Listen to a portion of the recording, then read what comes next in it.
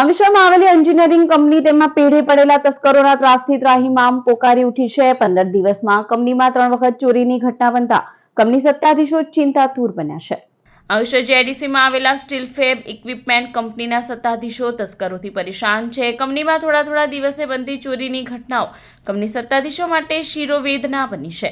આ સમયગાળા દરમિયાન લાખો રૂપિયાની ચોરીની ઘટના સામે આવી છે। કંપની સત્તાધીશો અનુસાર પોલીસને ફરિયાદ કરવા છતાં પરિણામ શૂન્ય છે। આજે સામે આવેલી ત્રીજી ઘટના બાદ કંપનીએ સીસીટીવી ફૂટેજ જાહેર કર્યા છે। આ ફૂટેજના આધારે પોલીસે તસ્કરોની શોધખોળ શરૂ કરી છે।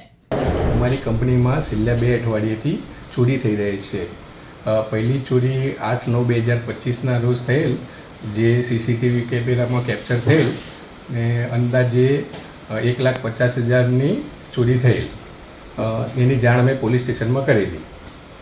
બીજી ચોરી તારીખ 21/3/2025ના રોજ થયેલી, જેમાં અંદાજે 1 લાખ રૂપિયાનું એસએસનું રો મટીરિયલની ચોરી થયેલી, એની જાણ બી અમે પોલીસ સ્ટેશનમાં કરેલી। આજે વહેલી સવારે 4 વાગ્યાના અરસામાં ફરી કંપનીમાં પ્રવેશ કરી ચોરીનો અંજામ આપ્યો હતો। વારંવાર એક જ જગ્યાએથી આવી રહ્યા છે ચોર ને ચોરીને અંજામ આપી રહ્યા છે। આ ચોરીની જાણ અમે પોલીસ સ્ટેશનમાં કરેલી છે। અમારી પોલીસને વિનંતી છે કે આનો વહેલી તકે ઉકેલ લાવે।